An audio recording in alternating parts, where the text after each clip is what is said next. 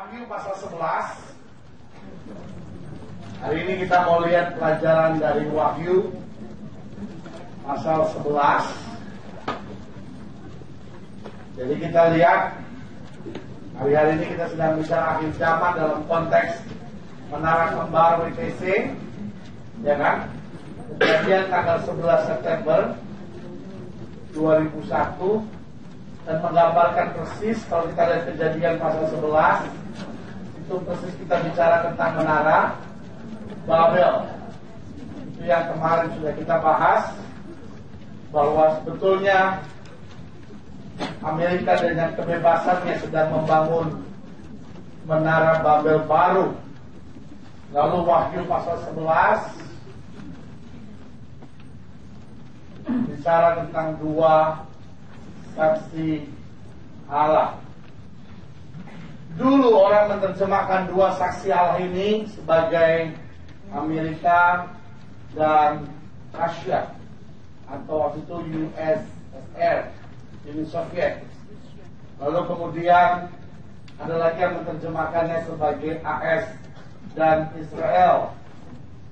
Lalu kemudian waktu Uni Eropa mau berdiri, orang menggambarkan ini Amerika Serikat dan Uni Eropa. Lalu ada lagi yang menggambarkan ini adalah kekuatan Israel dan Uni Eropa. Bagian lagi ada yang menggambarkan ini Asia dan Europe. Apapun namanya, apapun mau digambarkannya, tapi saya percaya dua saksi Allah ini bukan sekedar negara yang sedang dibicarakan, tapi lebih daripada itu. Nah, ini yang kita mau bahas hari ini.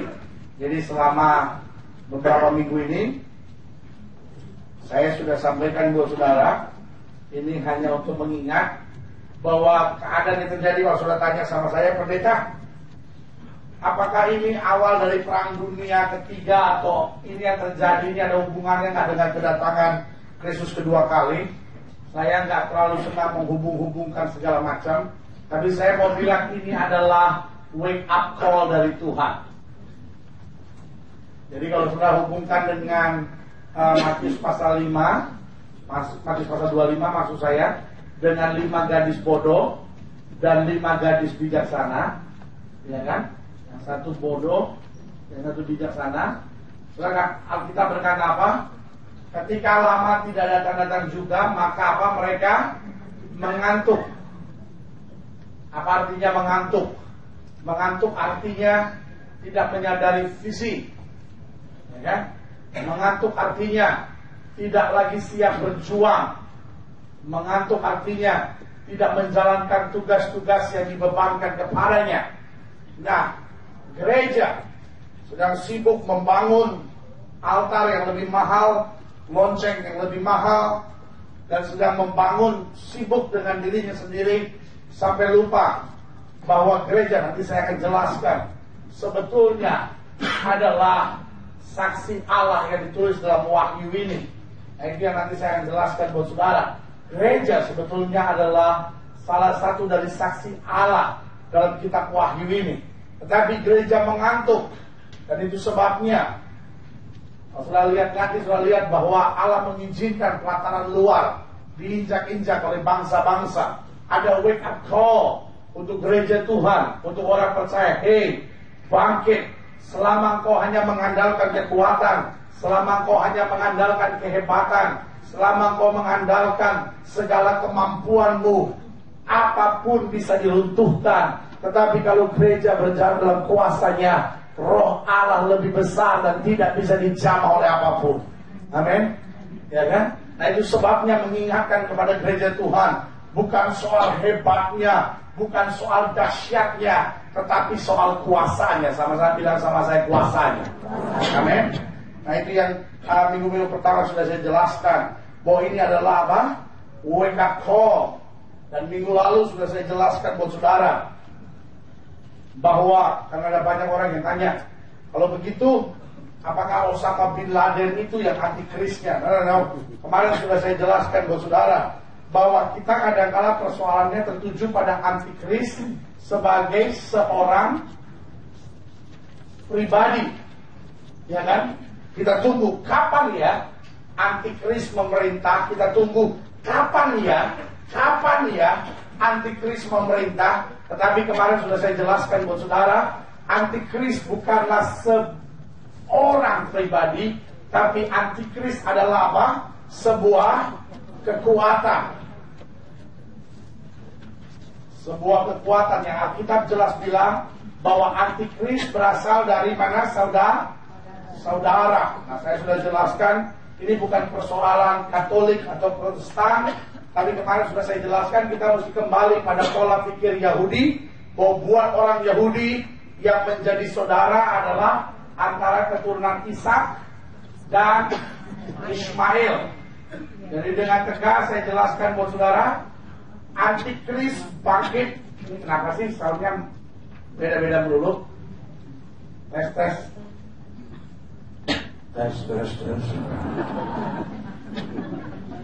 Agak dikerasin lah supaya saya jangan teriak-teriak. Tes.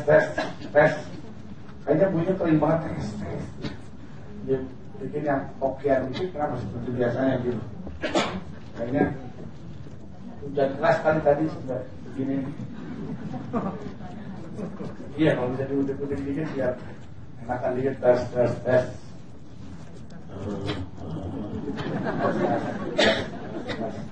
Agak dikerasin sedikit deh. Tes. Iya. Tes. Nah, kerasin aja dikit. Nggak, saya nggak bakal teriak kali ini. Seret. Nah. Jangan dibikin yang ada link gitunya. Ngeri saya seperti ada roh. Tes. Iya. Ya. Nah, jadi kebangkitan antikris, kita tanya siapa ya kira-kira antikris? Tapi saya sudah jelaskan buat saudara, antikris bukanlah seorang pribadi, tapi antikris adalah sebuah kekuatan. Jadi dengan bangkitnya Islam tahun 600 sekian itu, nah pada saat itu antikris bangkit. Karena saya sudah jelaskan buat saudara bahwa ini bukan sebuah tuduhan, ini bukan sebuah priori, tapi ini memang yang Alkitab jelaskan buat kita, bahwa yang disebut antikris adalah keturunan Ismail, yang kata Alkitab yang lakunya seperti keledai liar. Dan Alkitab berkata, jika kamu berhikmat, kamu melihat tandanya 6. Nah, kita kadang-kala terpukau dengan nonton Damin Omen, ya kan? Kita lihat, oh nanti di kepalanya, di lehernya ada tulisan 666. Tapi saya mungkin akan mengejutkan saudara untuk bilang bahwa belum tentu.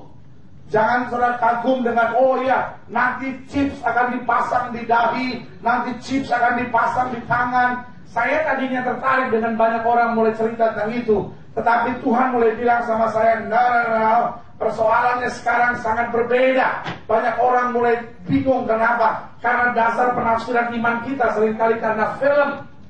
Biar ini saya mau beritahu buat saudara. Waktu Alkitab berkata, kalau kamu, biarlah firman itu diletakkan pada tanganmu, pada kakimu, pada hatimu, pada kepalamu. Apa yang orang Israel buat? Orang Israel dia betul-betul tempel di dahi. Orang Israel betul-betul dia ikat di lengan. Orang Israel betul-betul dia ikat di dadanya. Apa yang dia ikat di dadanya adalah Taurat. Betul? Adalah firman. Nah, saudara bisa bayangkan tanda 666 ini. Orang ribut tanda 666 apa waktu itu? Sabun kami. Siap sabun. Terus ada lagi yang 666 apa lagi tuh? PNG. Siap tuh PNG. Ya kan? Jadi orang lihat 666 aneh-aneh gitu. Karena tandanya 666. Tapi Alkitab jelas bilang bahwa jika kamu berhikmat, kamu menghitung, tandanya ada 666. Dan buat orang Islam, 666 ini adalah tanda yang sangat penting, yang akan dia taruh di dahinya, akan dia taruh di hatinya, karena ini adalah firman-Nya. Sampai di sini sudah ngerti mau saya? Dan Alkitab berkata bahwa akan ada masanya, dan saya mau ingatkan buat saudara. Mungkin saudara hari-hari ini akan menertawakan saya, tapi saya mau beritahu buat saudara, akan ada masanya di mana dunia gemetar dengan kekuatan Islam. Dan mungkin saudara menatap saya dan berkata, bagaimana? Jangankan nanti, sekarang aja Amerika sudah mulai gemetar. Mungkin saudara pikir, loh, tapi Amerika ngebom, betul. Dia semakin ngebom, kenapa dia semakin gemetar? Tapi saya pikir-pikir, Amerika salah juga sih. Dia itu, ya Amerika itu bodoh, saya bilang, bodoh sekali. Dia itu untuk nyerang Osama Bin Laden, dia lempar bom. Dan Osama Bin Laden nggak keluar-keluar, orang semprot aja pakai minyak babi. Ya. Tapi sebetulnya kenapa Amerika melancarkan serangan yang lebih parah lagi? Tahukah saudara bahwa sebetulnya Amerika sekarang sudah sangat ketakutan. Orang di Amerika buka surat aja hari-hari ini nggak berani. Kenapa? Karena orang ada yang buka surat yang misterius dan isinya bubuk antraks, ya kan? Dan Arab dengan kelompok terorisnya sudah berkata, kita tidak bisa mengalahkan Amerika dengan membuat bom yang lebih besar. Kita tidak bisa mengalahkan Amerika dengan senjata yang lebih canggih. Tapi we will win. Kita akan mengalahkan mereka dengan cara kita sendiri. Saudara gue yang kasih dalam Tuhan, hari-hari ini orang Amerika naik pesawat nggak berani. Makanya lebih berbahagia kita. Garuda itu adalah pesawat yang paling hebat. Teroris pun nggak berani naik.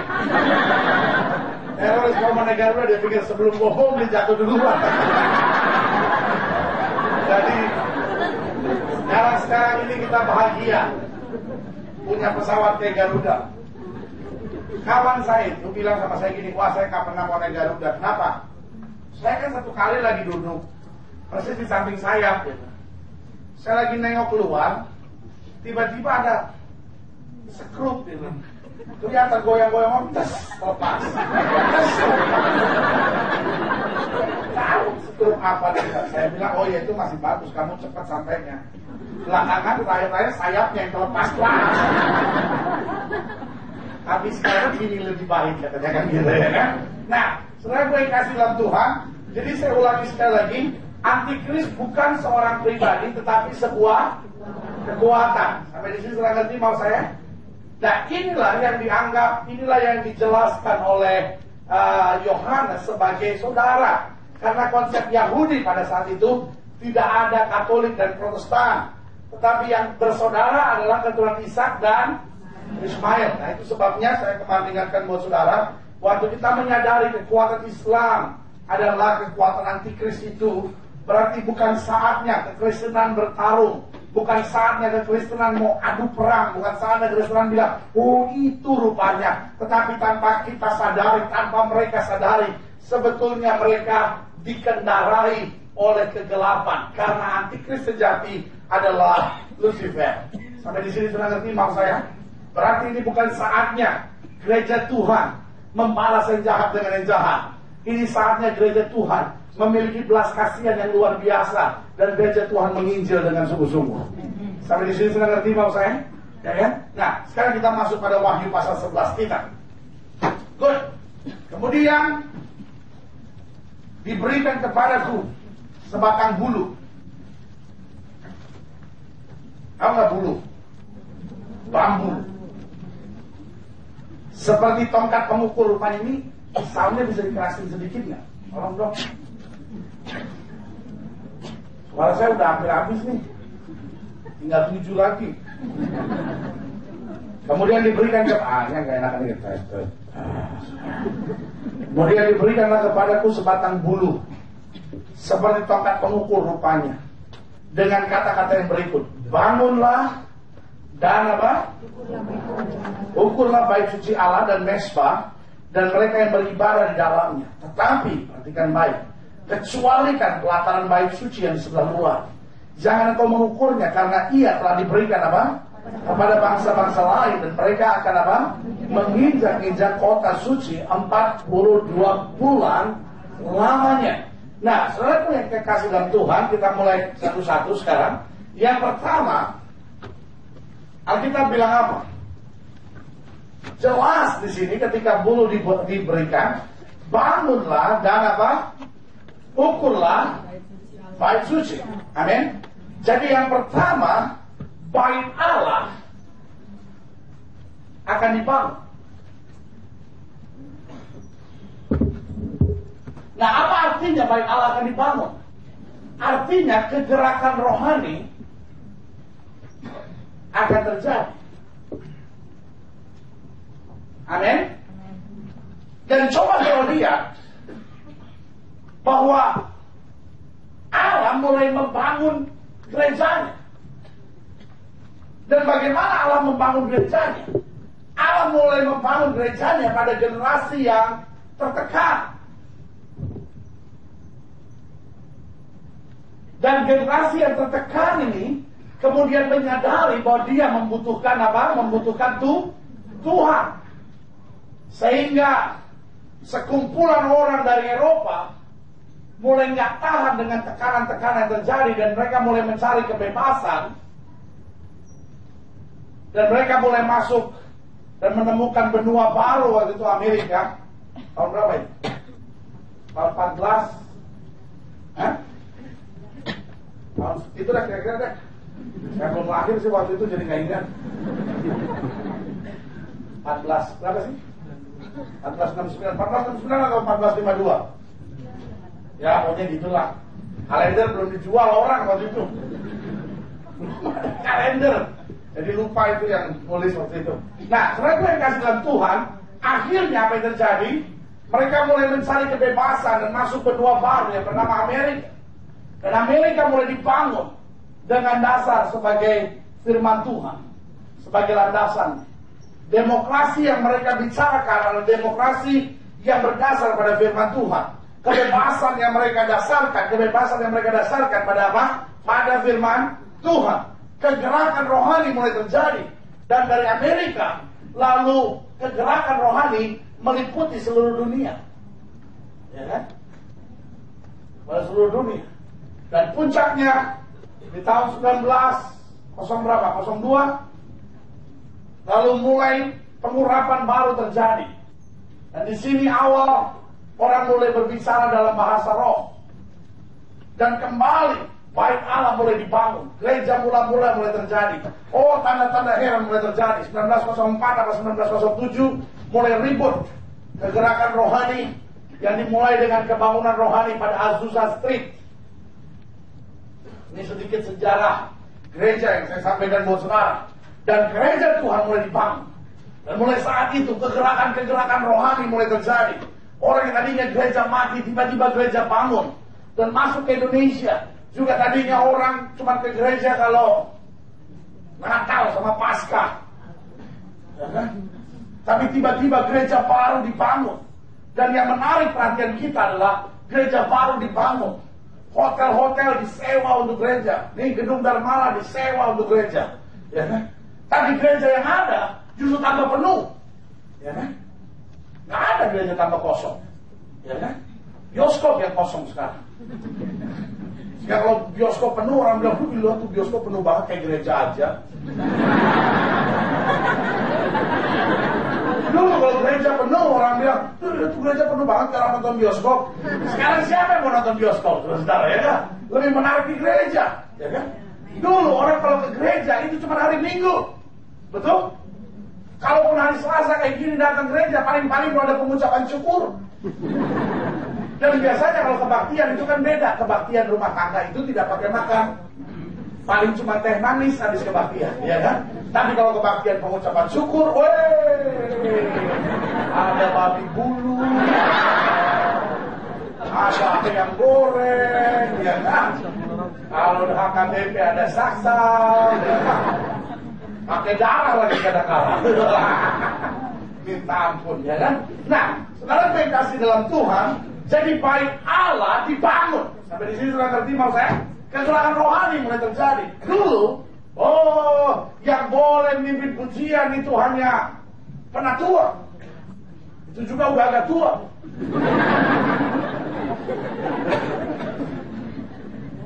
Saudara, kita akan mulai kebaktian kita. Biarlah masing-masing kita mengangkat lagu buat Tuhan. lagu nomor 333 semua menyanyi.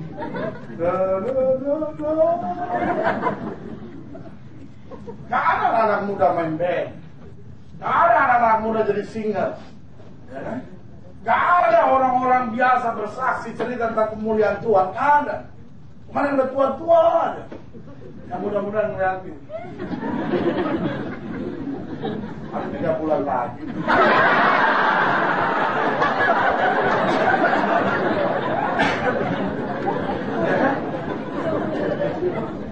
Tapi karena ledakan kuasa Roh Kudus terjadi, apa yang terjadi? Kuasa Roh Kudus luar biasa melanda. Bukan hanya Amerika, akhirnya melanda apa? Seluruh dunia. Oh, sekarang kita lihat orang di gereja bisa nari lompat buat Tuhan. Amin. Ya kan? Gerakan rohani terjadi. Tapi Alkitab bilang apa? Bukan hanya bait Allah perlu dibangun, tapi di situ dikatakan apa? Hah? Bangunlah dan apa? Ukurlah bait suci. Jadi setelah bait Allah dibangun, perlu apa? Diukur. Nah, apa yang diukur? Apakah itu berarti mulai besok kita semua beri meteran dan kita ukur panjang gereja kita? Sehingga pendeta bilang, apa yang sedang kau buat? Gilbert bilang di IP, kita mesti ukur bait Allah kita. Sampai pendeta bilang, sesat orang itu. Nah, bukan itu maksud saya, ya kan? Apalagi sudah masih pakai ayat ini, bau bulu. Lu waktu kecil pernah main gatrix nggak? Diukur. Ya kita masuk gereja. 1, 2, 3, 4, 5, 6, 7. Istri pendeta bilang, ngapain? Wahyu 11 ayat 1.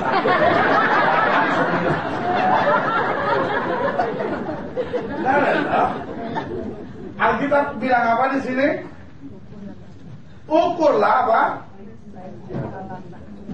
Bait suci dan apa? Mesbah dan mereka yang beribadah di dalam. Apa yang perlu diukur? Bait suci, mesbah dan orang yang haleluya. Apa artinya perlu diukur? Mesti diukur juga ini. Jangan sampai pendeta soalnya punya karunia selalu berbicara. Kalau dia sudah bicara nggak selesai-selesai, ya kan? Sementara kita sekarang udah janji jam 9 kita bubaran, ya. Soalnya selama kebaktian berlangsung sudah tidak boleh berdiri. Kalau berdiri ada sniper.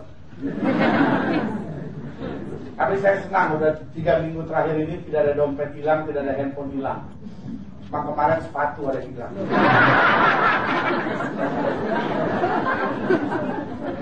Makanya sepatu dipakai. Di atas dijaga, di bawah dia bekerja. Heran saya benar-benar. Jadi rupanya dia kebagian dengan firman Tuhan, sepatu dia buka. Terus ada orang lihat mereknya mungkin lumayan, dia langsung berdoa, terima kasih buat berkat ini Tuhan. Ya. Makanya saya mohon kerja sama saudara untuk beberapa minggu terakhir ini. Pokoknya habis firman Tuhan, tenang-tenang aja di sini sampai doa berkat selesai, ya kan? Baru nanti selesai doa berkat, pulanglah dengan selamat, ya kan? Bawa handphone, bawa sepatu. Tapi sementara ini masih waspada. Jadi kenali orang sebelah kiri kanan saudara. Kalau perlu bawa tustel. Pendeta, kita mau kebaktian sekarang seperti apa? Memang akhir zaman telah tiba. Tapi nanti kalau kita di sorga aman, kita nggak butuh handphone lagi. Bilang pada dia lo ambil, dan nanti kalau gue terangkat gue ambil. Kalau gue telepon dari sorga, dari masa penganiayaan ya.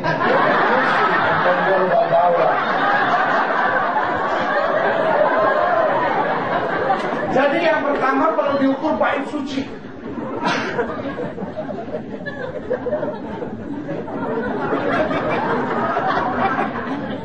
Yang ketawa itu dua.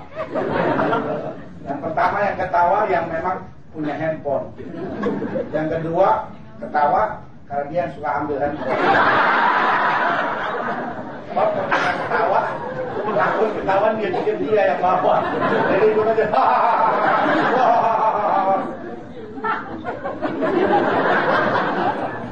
Apa yang perlu diukur? Yang pertama bait suci perlu diukur.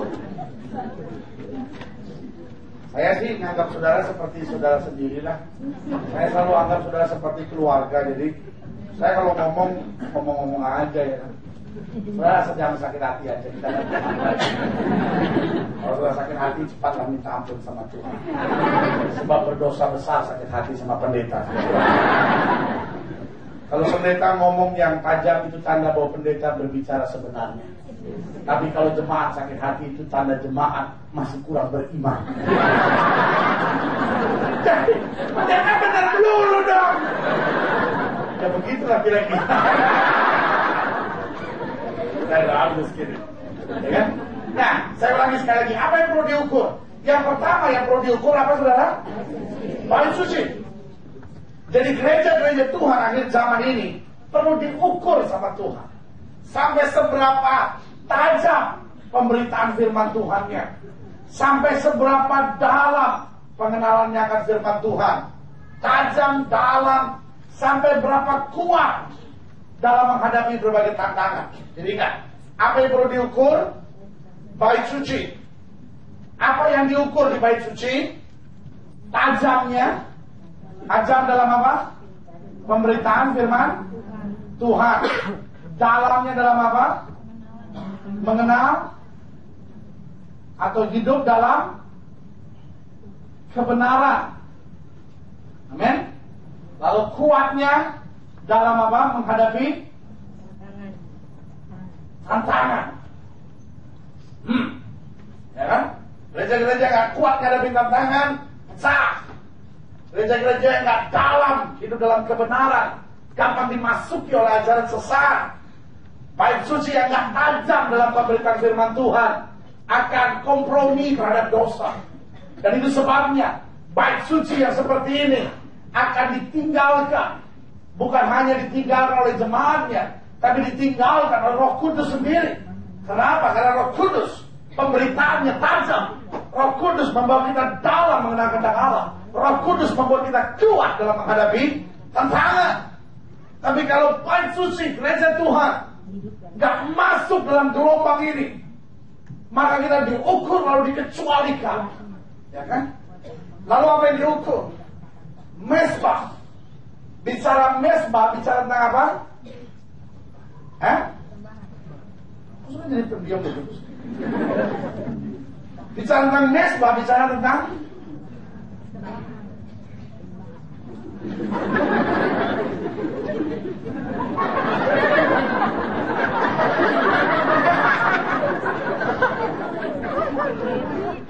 saya punya anak baru umur 12 hari. Kalau saya gendong gitu, lucu sekali, kecil, cuma segini. Mungkin dia juga bersyukur papa gemuk, dia aman. Kalau yang papanya kurus, dia nengok sedikit, kena tulang. Kalau papanya gemuk, dia aman sedikit. Dia masih jet lag. Jadi kalau pagi-pagi dia tidur, malam-malam nih pulang dari sini dia gitu. Kalau saya ajak ngomong, biarin dia belum bisa ngomong, saya ajak aja ngomong terus. Biar dia jadi pendeta nanti. Kalau saya ajak ngomong dulu.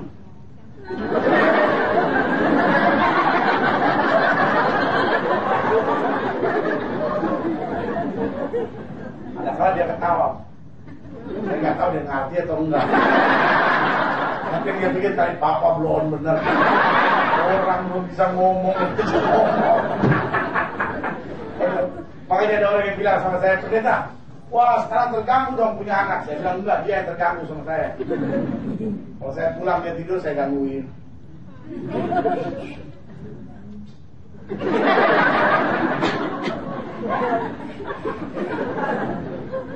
Saya punya mainan baru sekarang.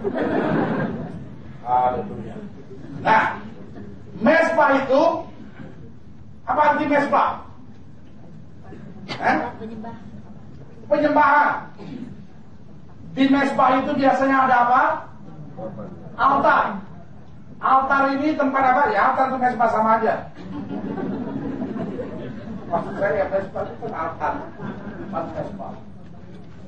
Altar bahasa Inggris, mesbah bahasa Arab. Bener. Lama-lama kebangetan. Tidak bisa membedakan antara serius dengan bercanda.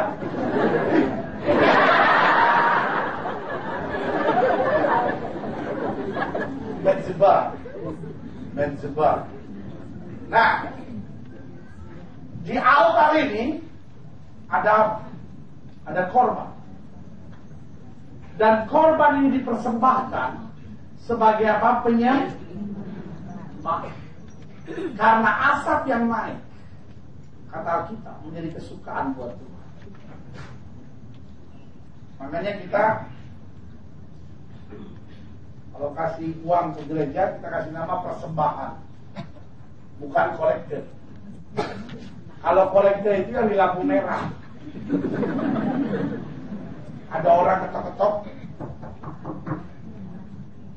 Nah ini dia kolektor.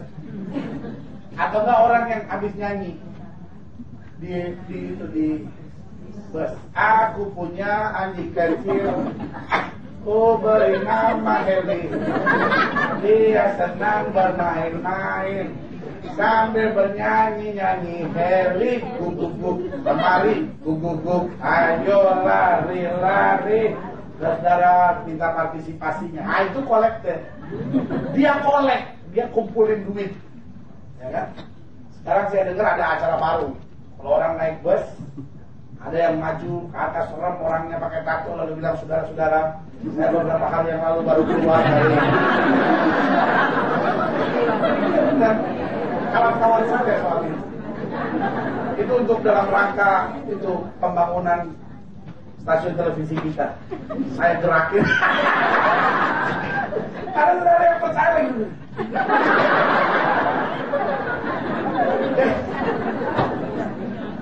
Model sekarang kan begitu kan.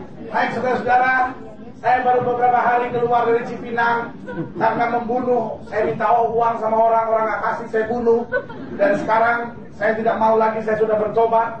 Dan kerjasama saudara-saudara sekalian, saya tidak minta banyak.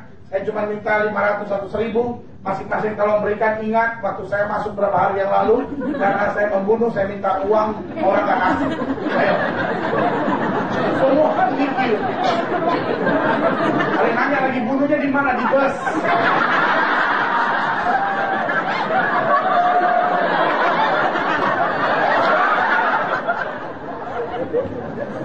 Itu kolektor, saudara, ya kan? Dan kolektor ya paling tinggi 1000 lah. Itu juga udah hebat banget. Tapi kalau persembahan dengan apa yang kita beri, kita mau senangkan hati Tuhan. Amin. Berarti bukan hanya soal jumlah, tapi juga soal motivasi, ya kan? Itu penyembahan. Nah, Tuhan mulai ukur, bukan hanya bait suci, tapi mesbah. Bicara tentang penyembahan, bicara tentang korban. Maka yang pertama bicara tentang apa? Ketulusan. Sama-sama bilang sama saya, ketulusan. Ya kan? Apa artinya sudah bilang saya mau melayani Tuhan? Kenapa kamu melayani Tuhan? Ya habis saya ngelamar di mana-mana nggak dapat. Katanya sekarang kalau menjadi pengerja gereja dapat persembahan kasih. Lumayan di gereja. Lagian kalau di gereja kan enak. Kalau nggak masuk, habis Roh Kudus sedang bicara kuat buat saya hari ini, mesti duduk diam di bawah kaki Tuhan. Jadi saya nggak masuk katanya gitu. Ya kan? Nah, saudara yang kasih dalam Tuhan, Tuhan mulai cari apa? Ketulusan. Dari kiri kanan saudara bilang kamu harus tulus. Nah, lalu bicara tentang mesbah, bicara tentang apa? Bukan hanya bicara tentang ketulusan, tapi bicara tentang mesbah juga bicara tentang Sama-sama bilang sama saya, kemurnian.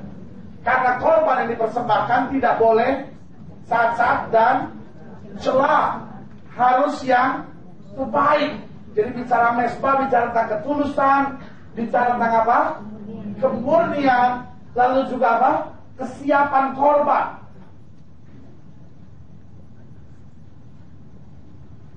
Jadi waktu korban dibakar, korbannya habis, saudara. Ya kan? Gak cuma dibakar bulunya, gak dibakar semuanya dan harus habis. Artinya kalau kita bilang Tuhan, bagi saya Tuhan segala-galanya, berarti mati buat Tuhan juga kita harus mau.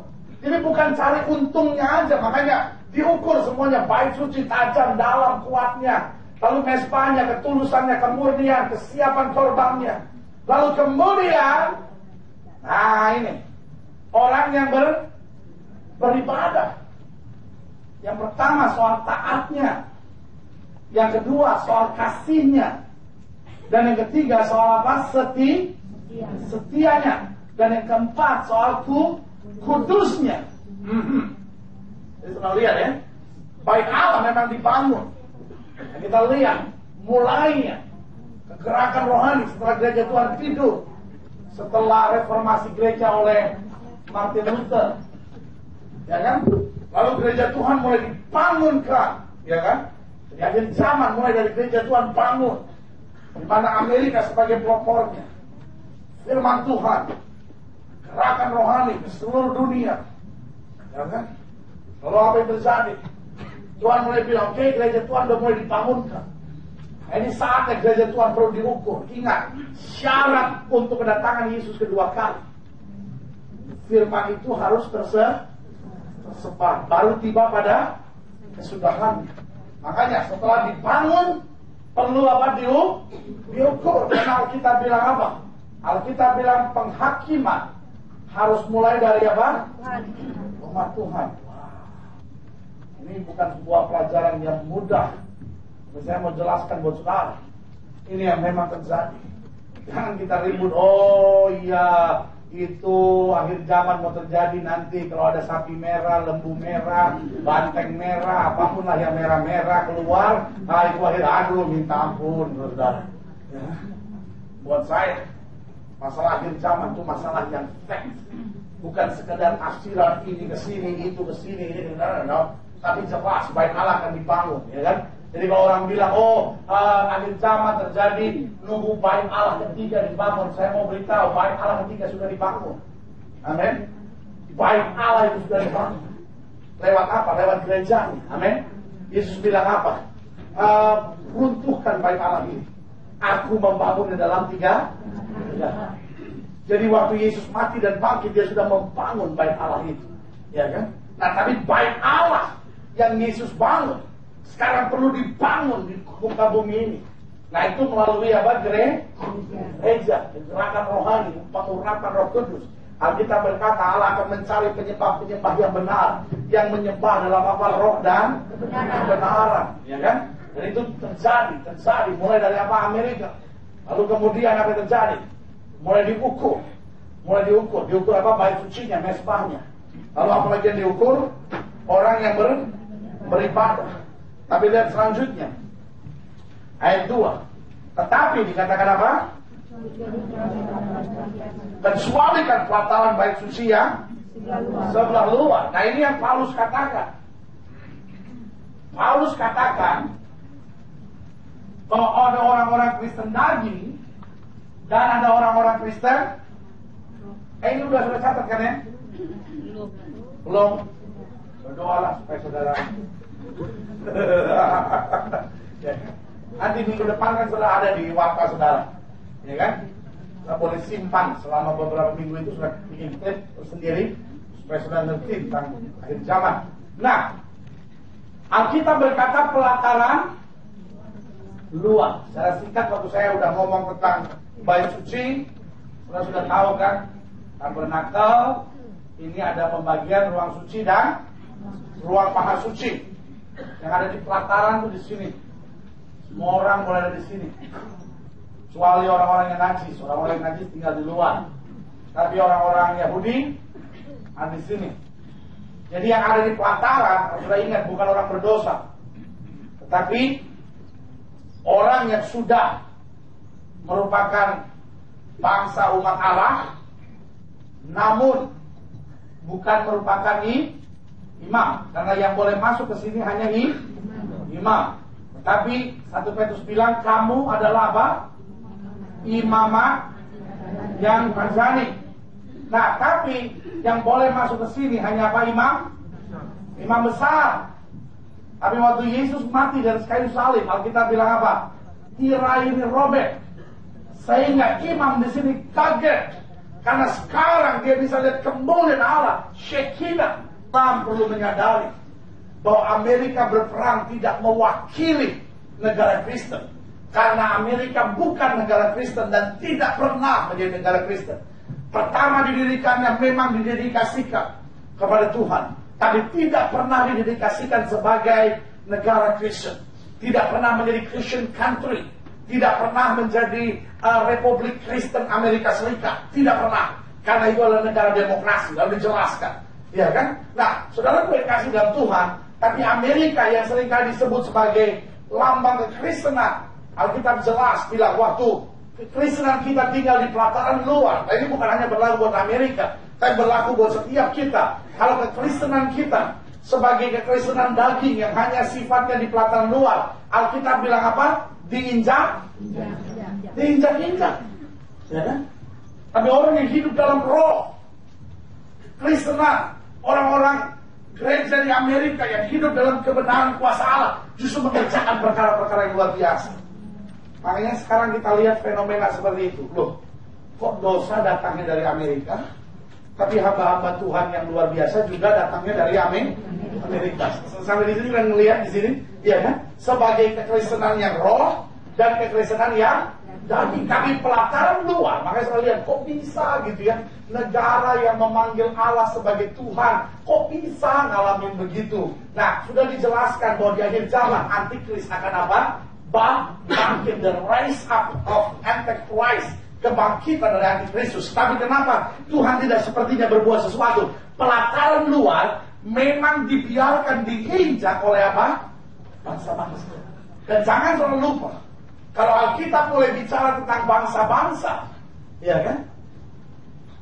Alkitab sebetulnya bicara tentang bangsa-bangsa kafir. Karena apa? Karena yang disebut bangsa pilihan hanyalah bangsa umat Allah, keturunan apa? Abraham. Nah, ya kan? Makanya waktu Alkitab bilang bangsa-bangsa akan sujud menyembah, artinya apa? Dari bangsa-bangsa kafir itu akan diselamatkan oleh Allah. Nah, sekarang kita bilang bangsa-bangsa akan menginjak-injak pelataran luar. Itu sebabnya orang yang tidak percaya, kelompok Antichrist tiba-tiba bisa menginjak-injak. Itu yang kita sudah jelaskan. Memang diberikan kepada bangsa-bangsa. Kenapa? Pelataran luar dikecualikan. Coba lihat ayat ketiga. Dan aku akan memberi tugas kepada apa? Dua saksiku supaya apa? Mereka bernubuat sambil berkabung 1260 hari lamanya. Kita nggak mau main-main pakai hari, sudah. Tetapi kita mau lihat apa dua saksi Tuhan.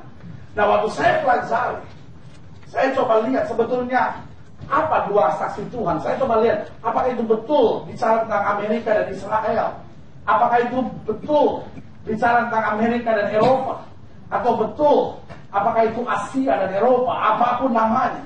Tapi saya pelajari ternyata bahwa dua saksi Allah dalam Alkitab adalah gereja dan Roh Kudus. Gereja Tuhan dan Roh Kudus adalah dua saksi Allah. Amin. Gereja Tuhan dan Roh Kudus adalah dua saksi Allah.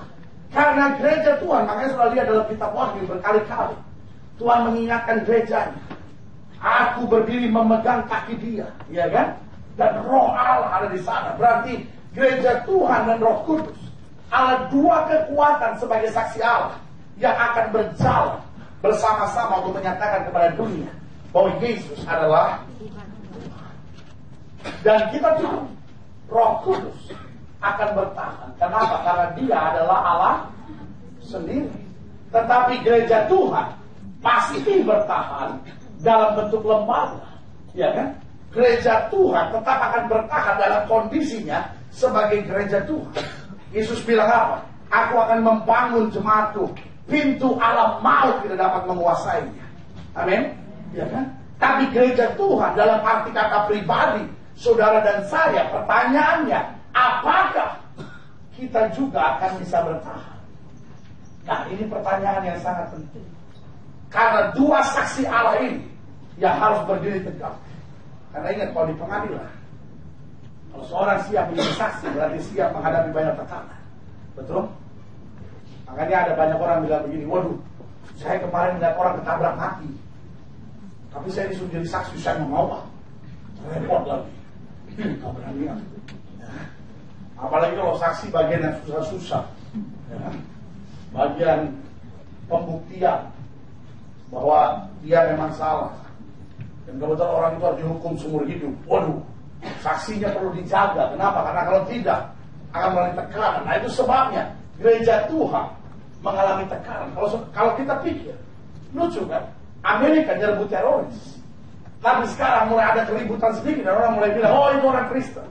Kalau kita nggak bisa buat apa-apa dengan menekan Amerika, kita akan menekan orang percaya, iya kan? Jadi dari sini kita bisa lihat bahwa apa yang terjadi, gereja Tuhan sebagai saksi Allah mulai harus melewati tekanan.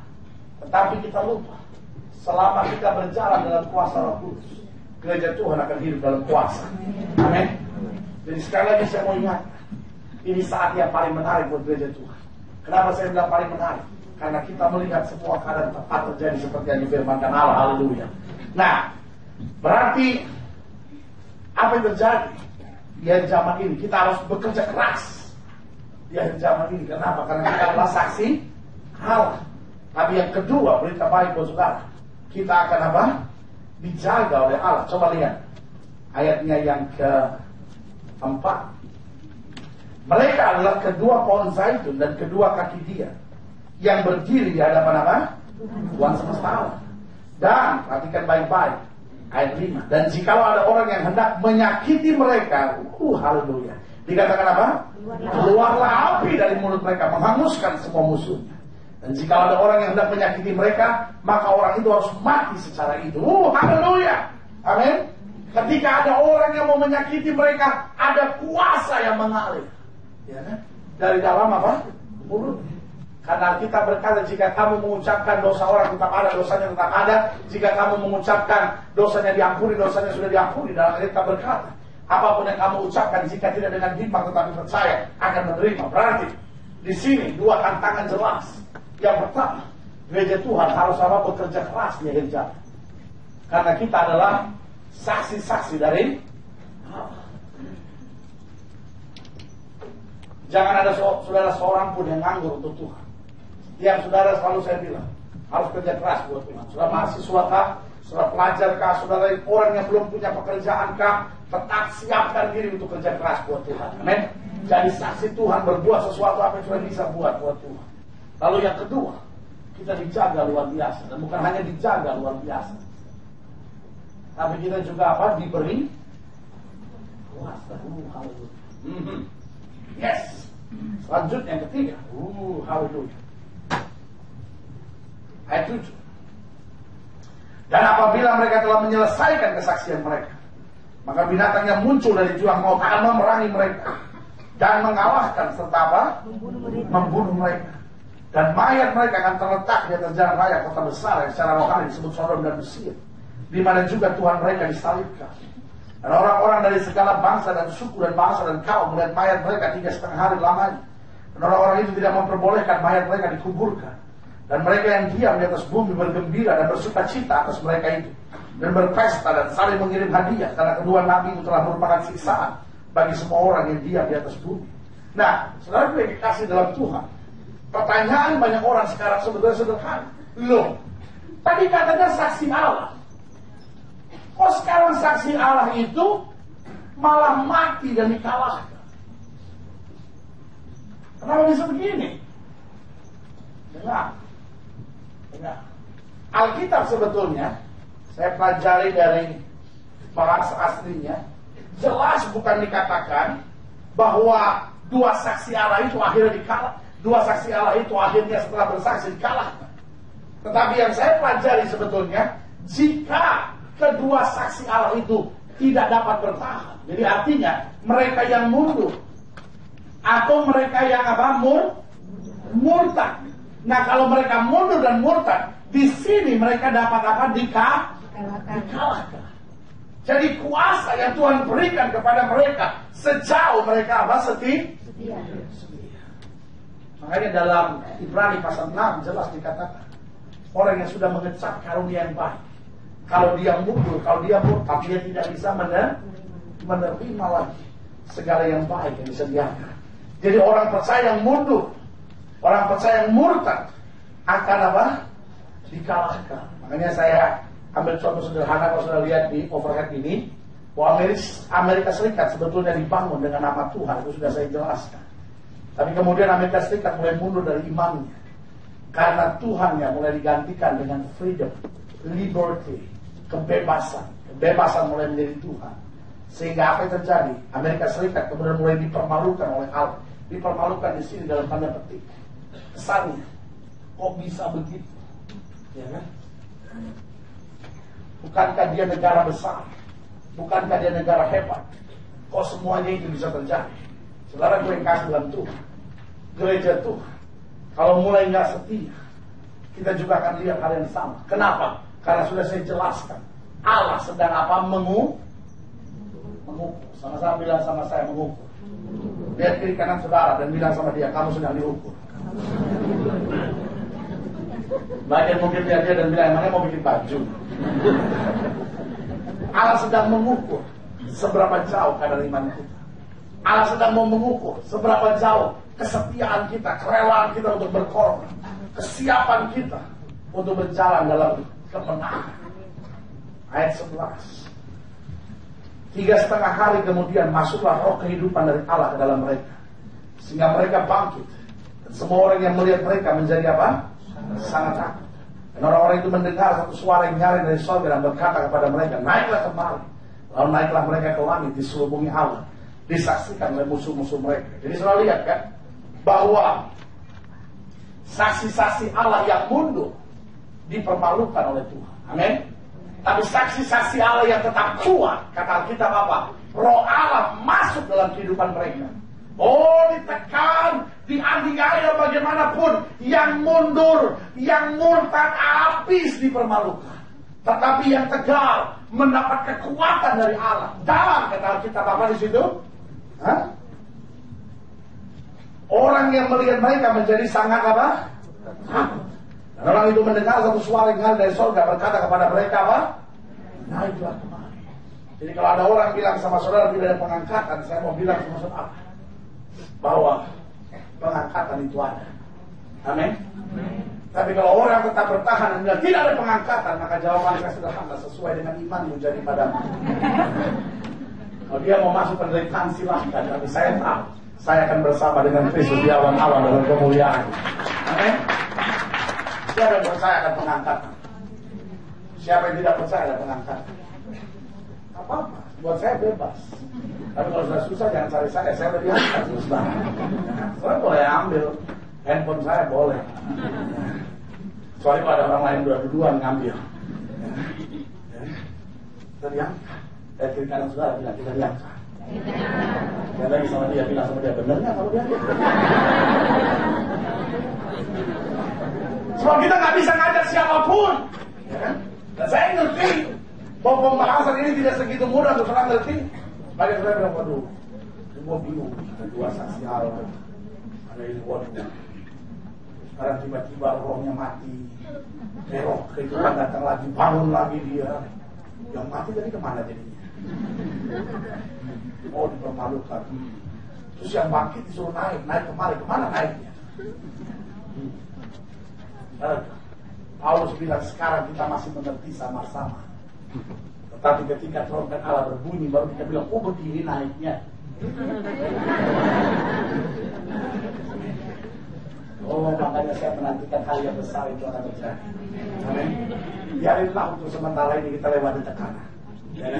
Biarinlah untuk sementara kita harus tahan keinginan daging kita. Kita harus hidup suci, kita harus hidup kudus, kita harus hidup benar. Kenapa? Karena ketika saatnya antikris mulai semakin berkuasa, dia mau menekan orang percaya, yang mundur akan dipermalukan, tetapi diproses oleh Allah. Tetapi orang-orang yang tetap bertahan, roh kemuliaan Allah masuk dalam hidupnya, dia bangkit dan mengalami rapture, pengangkatan bersama dengan Kristus. Amin. Doa saya sederhana, jangan ada saudara pun yang tertinggal, kecuali memang saudara yang kepengen. Iya, saudara sudah berpanggung, saya memang percaya pengangkatan tidak terjadi, ya kan? Karena saya orangnya boleh berbeda sesuai dengan apa yang kita percaya sesuai firman, sejauh kita berdasar pada firman Tuhan. Amin. Ya kan? Tapi kalau saya percaya bagian diangkat lah, ya. Kita diangkat. Saya tidak bisa bayangkan CNN hari itu reportnya minta ampun. Semua orang putar CNN. Suami baru marah sama istrinya, istri baru marah sama suaminya. Kemana lagi kamu? Hah? Bajunya ada, sepatunya ada, mobilnya ada, handphonenya ada, kemana sih Bapak? Pak! Tetangga sebelah lagi cari bininya, ketemu di depan pagar dan bilang, cari siapa Pak? Bini saya tuh nggak ada, saya punya suami, jangan-jangan main gila dia berdua. Lapor Pak RT. Pak RT bilang, iya banyak benar yang hilang.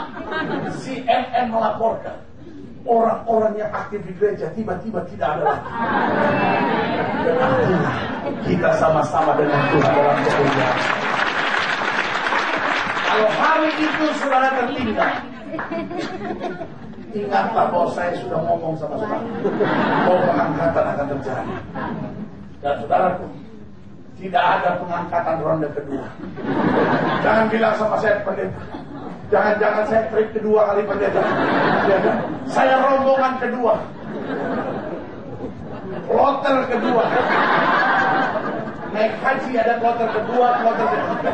Tapi naik ke sorga hanya ada satu kloter. Yesus sendiri itu hanya memimpin. Amin. Tidak usah kita datang di BNI terlebih dahulu. Cukup kasih persembahan dengan setia di GL Ministry itu cukup.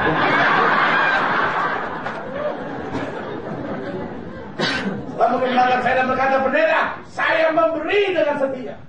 Cuma saya masih ada perempuan lain. Jawaban saya sederhana. Sebetulnya tiket mestinya udah ada buat saudara. Tapi karena gandulan saudara itu, akhirnya Petrus bilang jangan diangkat dia, tinggalin aja di situ, biarin. Dan ini belum. Nah ini angkat.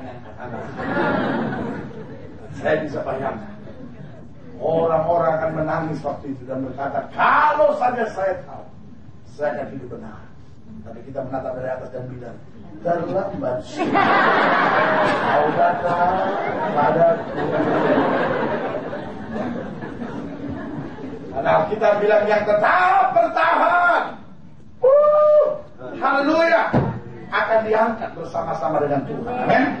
Ayat 12 dan orang ayat 13. Pada saat itu ada gempa bumi yang dahsyat dan 1/10 bagian dari kota itu rubuh. 7.000 orang mati oleh gempa bumi itu. Orang-orang lain sangat ketakutan lalu memuliakan Allah yang di surga. Celaka yang kedua sudah lewat, lihatlah. Celaka yang ketiga setelah sedang menyusul. Banyak orang menafsirkan ayat ini sebagai perang kedua, perang dunia kedua dan perang dunia ketiga. Tapi saya tidak tertarik membahas hal seperti itu. Tapi ya saya mau beritahu, setelah orang benar berangkat pada masa itu, masa penderitaan mulai terjadi. Awalnya masa penderitaan atau peperangan besar atau tekanan besar mulai terjadi. Tapi kita orang benar melalui masa awal penderitaan itu. Jadi ada yang bilang bahwa kita nggak lewati sama sekali masa penderitaan. Buat saya, kita lewati masa awal, masa pembukaan dari penderitaan itu. Kenapa? Karena di situ lalang dan gandum dipisahkan, yang daging dan roh dipisahkan. Amin. Jadi kenyataan bahwa apa yang terjadi antara Amerika ini dengan Arab, ya kan, dengan pasukan Taliban, sebetulnya hanyalah awal bahwa antikris semakin lebih ditakuti, ya kan. Mungkin nggak secara khusus di sini Taliban bisa mengalahkan Amerika, saya nggak tahu secara khusus.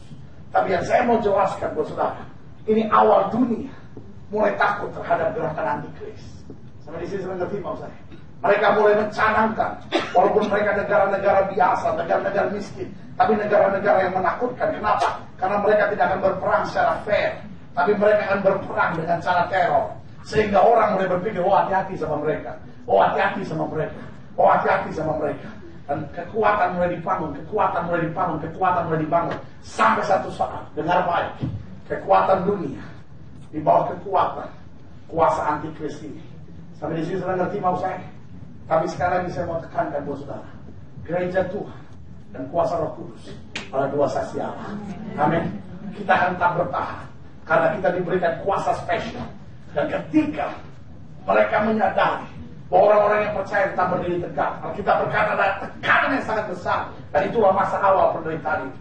Di situ gereja Tuhan diuji, gereja Tuhan diuji. Dan kita bilang apa? Orang yang mundur akan dipermalukan. Itu yang Alkitab berkata dalam kitab Timotius. Orang yang diuji dengan api tidak bisa tahan, akan dibuang.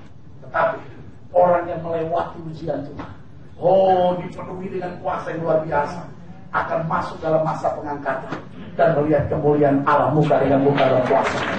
Dan pada saat itu dunia adalah tekanan penderitaan, awalnya penderitaan besar terjadi. Nah, keadaan orang percaya jelas di sini. Saya lihat ada 4 hal penting. Yang pertama, kalian orang percaya, sudah boleh lihat di overhead itu. Yang pertama, siapkan diri untuk pengangkatan. Ayat 12 bilang apa? Ayat 12 bilang, dan orang-orang yang mendengar suara yang nyari dari surga berkata kepada mereka, naiklah kemari. Jadi siapkan. Ayat 15 bilang, lalu malaikat yang ketujuh meniup sangkakalanya, dan terdengarlah suara-suara nyari di dalam surga, katanya, pemerintahan atas dunia dipegang oleh Tuhan kita, dan Dia yang diurapinya, dan Ia akan memerintah sebagai raja sampai apa? Selama-lamanya. Jadi kalau orang percaya pada saat itu mempersiapkan diri untuk apa? Pengangkatan. Lalu yang kedua, coba lihat ayat 16.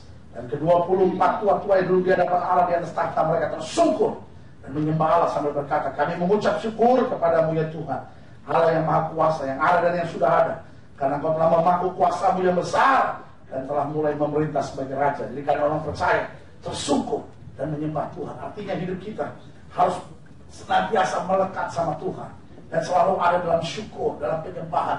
Tersungkur itu artinya yang pertama mengakui kemuliaan Allah, ya kan? Kalau seorang sampai tersungkur berarti dia tahu orang yang dihadapi adalah orang yang mulia. Tersungkur juga berarti berterima kasih. Tersungkur juga berarti menyadari kelemahan dan menyadari kuasa yang dimiliki oleh orang yang kita sembah. Jadi tersungkur dan apa? Menyembah Allah. Lalu yang ketiga, ayat 18 dikatakan, dan semua bangsa telah marah, tapi amarahmu telah datang, dan saat bagi orang-orang mati untuk dihakimi dan untuk memberi upah kepada apa? Hamba-hambamu, nabi-nabi dan orang-orang kudus, dan kepada mereka yang takut akan namamu. Jadi menyaksikan sekaligus kemarahan Allah atas bangsa-bangsa. Itu satu kata lupa itu, menyaksikan kemarahan Allah atas bangsa-bangsa, tapi sekaligus menyaksikan kemurahan Tuhan atas orang percaya. Jadi menyaksikan kemarahan Tuhan atau kemarahan Allah atas bangsa-bangsa, dan menyaksikan kemurahan Allah atas gereja, atas orang percaya. Gereja Tuhan jangan ada yang mundur. Orang-orang percaya jangan ada yang kehilangan semangat. Mataku tertuju kepadamu. Mulai hari ini jadilah gereja Tuhan yang bersemangat, jadilah gereja Tuhan yang teguh.